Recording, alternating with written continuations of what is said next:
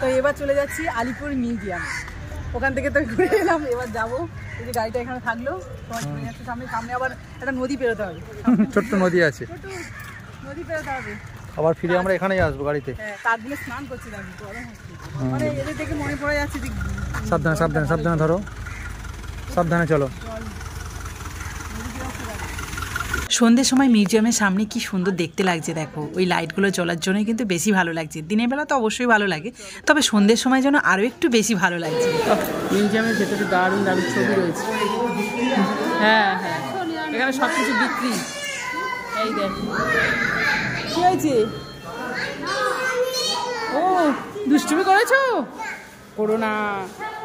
দেখো আলিপুর জেল মিউজিয়ামের মধ্যে তোমাদের একটা মানে চার্ট যেটা রয়েছে সেটা একটু দেখিয়ে দিচ্ছে। এই দেখো, হাসির মঞ্চ, ওয়াচ টাওয়ার, প্রদর্শনী কক্ষ রয়েছে, প্রায় প্রত্যেকটাই লিস্ট সব দেওয়া রয়েছে। এখানে দেখে সেইভাবে সব জায়গায় ঘুরতে পারবে। আমরা এখানে সব রয়েছি, বিভিন্ন রকম পোজে সবাই ছবি তুলছে, দারুণ। আর এই যে সামনে ফুলগুলো না দারুণ লাগছে। আর এই যে বাবারা কি করবে, মারা তো সবাই শুধু রিলস বানাতে ব্যস্ত, বাবারা সব এই যে বাবল চড়াচ্ছে বাচ্চাদের সাথে। এই যে এখন যাচ্ছি নেহেরু কক্ষ, এই যে দেখো এর ভেতরে কি আছে নেহেরু কক্ষের মধ্যে, চলো দেখি। হ্যাঁ কি আছে এর মধ্যে, নেহেরুর ছবি, সিলমোহর, এগুলোই আছে। তো কোনো এক সময় জেলে ছিল হয়তো, সেই জেলখানা। এখানে রয়েছে ডক্টর বিধানচন্দ্র রায়, ওইদিকে নেহেরু আর এইদিকে বিধানচন্দ্র রায়। জেলগুলো দেখেছো, বাবা তালা দেওয়া নেই কিন্তু, না না বলছি তালা দেওয়া মারা থাকে, তালা এখানে মারা থাকে। ও হাত বাড়িয়ে দেয়, তালা দেন হাত পায়, কি আশ্চর্য। হ্যাঁ সব একই ঘরের জায়গায়, এখানে সব দেখানো হয়েছিল। ওটা আন্দামানে, হ্যাঁ পুরো স্ক্রিনের মাধ্যমে কিন্তু সব কিছু দেখানো হচ্ছে। এই যে আন্দামানে তো গিয়ে দেখতে পাবো না, এখানে দাঁড়িয়ে দেখে নিচ্ছি। হ্যাঁ আন্দামানে গিয়ে দেখতে পাবো না, এখানেই দেখে নিচ্ছি। হ্যাঁ এই যে ফাঁসি দেওয়া হতো এইভাবে, দেখেছিস না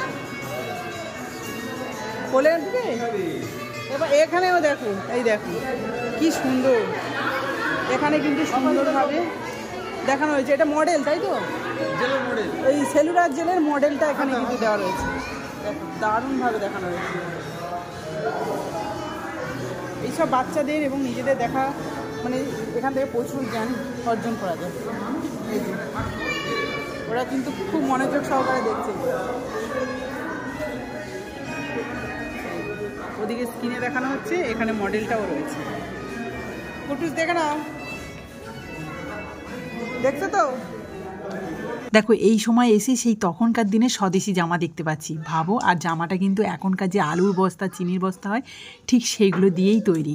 একদম মানে ফিলিংসটা অন্যরকম, যেহেতু আমি ইতিহাস নিয়ে পড়েছি সেই জন্য আরও ভালোভাবে বুঝতে পারছি ব্যাপারগুলো।